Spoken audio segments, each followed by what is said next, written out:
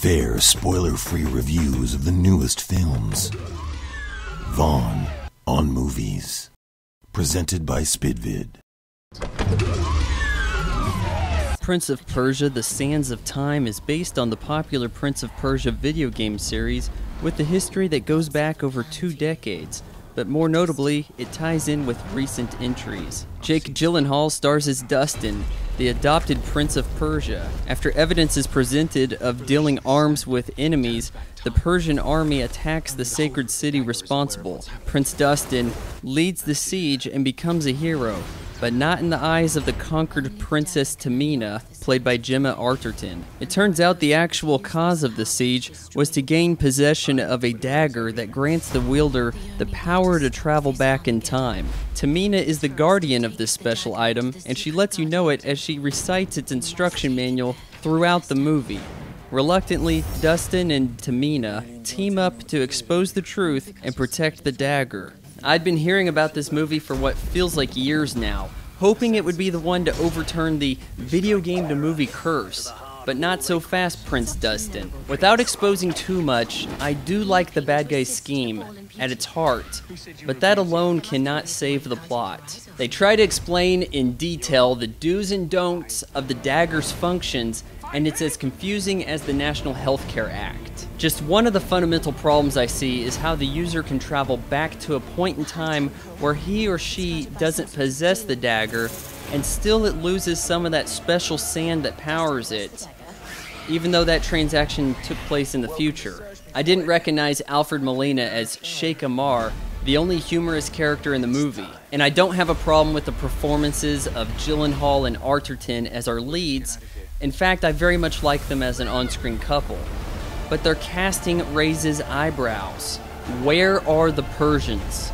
Ben Kingsley is the only actor present with the eyeliner and the Persian effects, I suppose, so it really creates a disconnect. At times, it seems like everything is being thrown at the audience at once, and it was very hard to keep track of. Oftentimes, I questioned what I was even looking at, and was confused about how someone could be waiting to ambush Dustin in a secret passageway he just discovered. The dialogue is dagger this and dagger that, and you can find anybody easily in the desert. At the climax, our heroes are battling out with the villain at what I assume is the origin place for the Sands of Time. Sure, it looks like lava to me, but oh well. And another thing, our antagonist wants to travel back in time using the sands to a point that is alluded to in a flashback, and characters say the king mentions it in stories. But I never heard the king mention it.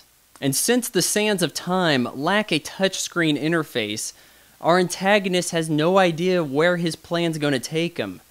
To me, that's enough to want to abort the mission. There's a flashback to ancient times that shows how the Sands of Time came to be, but by the time we hear it, we've already heard a lot of Tamina's lecturing on the subject. From the perspective of an audience member, it would have been much easier to understand the story had they laid down all the sand law at once. And if this story that the king tells is of importance, maybe we shouldn't have cut it out of the movie. Prince of Persia: The Sands of Time is directed by Mike Newell, a veteran of the industry with a diverse history. Of his recent work, the one you may recognize most is Harry Potter and the Goblet of Fire. But let's be honest, this is a studio film through and through, and it's being billed as another collaboration between Disney and producer Jerry Bruckheimer. This feels like another attempt to pass the torch that was lit with the original Pirates of the Caribbean. The problem is that the story is far too convoluted, and without a Jack Sparrow character,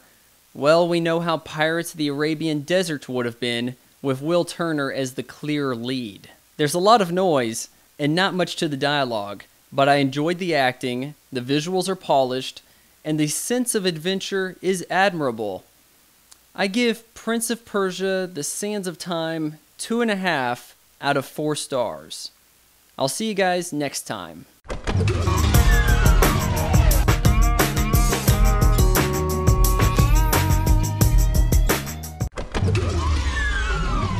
Hey, so a lot of you are asking me, what's the deal with Facebook? Am I still banned? And last I checked, I'm still permanently banned from Facebook. I thought about having a hunger strike, but it'd probably be better if I coincide that with the release of my book, right? So let's postpone that for the time being.